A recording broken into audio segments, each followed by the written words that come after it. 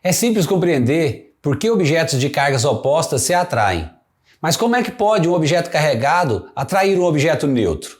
Nesse vídeo eu vou discutir a natureza elétrica dos materiais e levar você a compreender como é que essa atração se dá.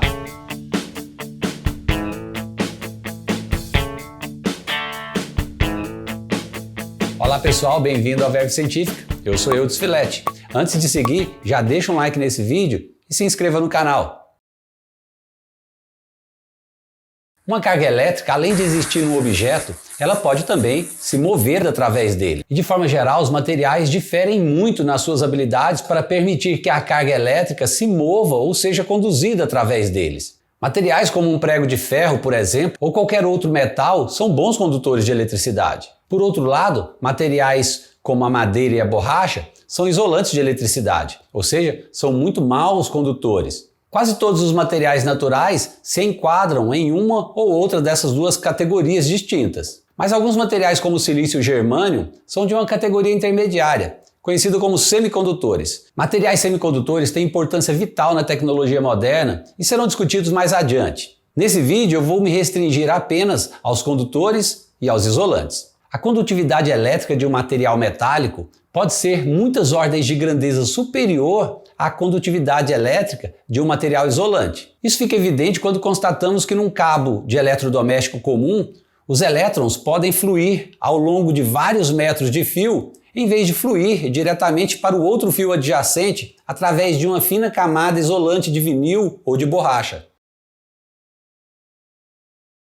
A diferença entre condutores elétricos e isolantes está relacionada à estrutura atômica do material. Como os elétrons orbitam em torno do núcleo, aqueles elétrons mais externos experimentam uma força de atração mais fraca em direção ao núcleo do que aqueles mais internos. Portanto, os elétrons mais externos podem ser desalojados mais facilmente do que os elétrons internos. Em um bom condutor, alguns elétrons de valência se desprendem de fato de seu átomo e vagam quase que livremente por toda a extensão do material, sem pertencer a nenhum átomo particular. Então, quando uma barra condutora é colocada entre dois materiais carregados com cargas opostas, os elétrons livres são capazes de se mover facilmente em direção ao polo positivo. Já para um material isolante, a situação é diferente, pois há muito poucos elétrons livres para se moverem pelo material. Praticamente cada elétron permanece ligado ao seu átomo de origem. E sem os elétrons livres, há muito pouco fluxo de carga quando o material é colocado entre dois corpos de cargas opostas, de forma que nenhum fluxo de carga é observado.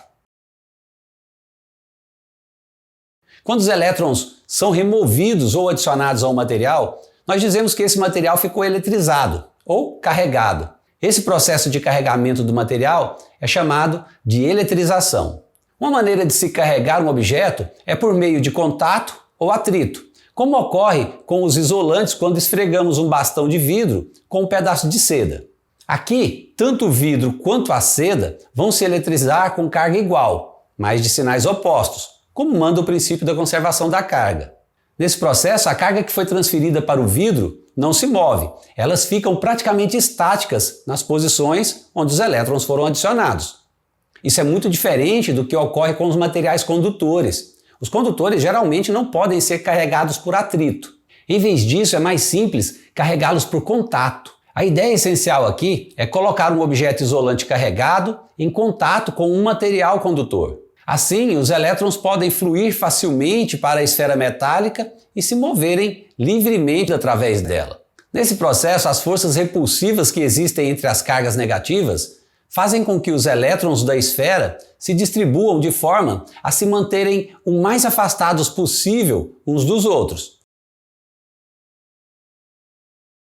Para todos os efeitos práticos, um condutor responde praticamente instantaneamente à adição ou à remoção de carga. Depois desse breve intervalo de tempo, as cargas vão atingir o equilíbrio, o repouso, e nesse ponto não haverá mais nenhuma força resultante em nenhuma das cargas. Quando isso ocorre, dizemos que o sistema alcançou o equilíbrio eletrostático. O equilíbrio eletrostático tem uma consequência importante. Num condutor isolado, qualquer excesso de carga fica localizado na superfície do condutor. O corpo humano consiste principalmente de água salgada. A água pura não é um bom condutor de eletricidade, mas a água salgada, com seus íons de sódio e cloreto, essa é. Em consequência disso, os humanos são razoavelmente bons condutores. E isso nos permite compreender por que, ao tocarmos um objeto carregado, ele se descarrega. Quando uma pessoa encosta no metal carregado, a pessoa e o metal juntos se tornam um único condutor, muito maior do que o metal sozinho. Qualquer excesso de carga que estava inicialmente confinado ao metal, agora pode se espalhar sobre todo esse novo conjunto, metal mais pessoa. Isso pode não descarregar totalmente o metal, mas em circunstâncias típicas, onde o ser humano é muito maior do que o metal, a carga que permanece no metal é muito menor. E, para a maioria dos propósitos práticos, o metal é descarregado. No geral, dois condutores em contato vão compartilhar a carga que estava originalmente em apenas um deles. A própria Terra é um condutor gigante, por causa da sua água, do seu solo úmido e de uma variedade de íons distribuídos na sua superfície. Qualquer objeto fisicamente conectado à Terra, por meio de um fio condutor, é considerado um objeto aterrado, o que significa que esse objeto compartilha qualquer excesso de carga que possui com a Terra inteira. Agora, considerando o imenso volume da Terra, qualquer condutor ligado a ela será completamente descarregado. E isso torna claro o objetivo de se aterrar objetos como circuitos e aparelhos elétricos. O objetivo é evitar o acúmulo de qualquer carga sobre esses objetos. Nós vimos que cargas opostas se atraem. Mas como é que objetos carregados exercem uma força atrativa em um objeto neutro? Isso tem a ver com a polarização do material. Mesmo em um material isolante, as cargas elétricas podem se deslocar um pouco, se redistribuindo, quando houver alguma carga nas suas proximidades. Esse efeito é a polarização das cargas. Assim, um objeto plástico com carga negativa causa uma ligeira polarização das cargas dentro das moléculas de um isolante neutro. Com isso, as cargas positivas que são atraídas para uma região do material e que estão mais próximas do objeto carregado vão sentir uma atração mais forte. E essa atração é maior do que a repulsão sentida pelas cargas negativas, que estão mais distantes. E isso explica o surgimento de uma força atrativa resultante. Essa força resultante em direção ao objeto carregado é a chamada força de polarização, que se manifesta simplesmente porque as cargas no material neutro foram separadas. É o processo de polarização das cargas de um material que explica o carregamento por meio de indução. Na indução, aproximamos um objeto carregado de uma superfície condutora. Isso fará com que os elétrons se movam na superfície do material, mesmo que não haja contato físico. Vejamos como isso pode acontecer. Imagine duas esferas metálicas, inicialmente isoladas. Então, fazemos com que elas se toquem, formando um único condutor descarregado. Quando um objeto de carga negativa se aproxima de uma das esferas, os elétrons no metal, que são livres para se mover, vão ser repelidos tanto quanto possível. Depois de alguns instantes, haverá uma redistribuição de carga. Você vai ver que as cargas positivas se aproximaram da barra, enquanto que as cargas negativas se afastaram dela.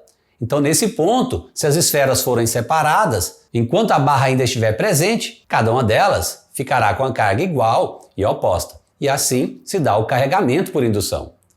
Note que o objeto carregado, em nenhum momento, precisou tocar as duas esferas e manteve a mesma carga que tinha inicialmente. Bem, nesse vídeo eu expliquei a condutividade elétrica em materiais condutores isolantes e também expliquei o processo de polarização. E no próximo vídeo nós vamos falar sobre as forças elétricas. Esse fica por aqui. E se você não fez, faça agora. Se inscreva no canal. Tenha Verve Científica. Um abraço e até a próxima.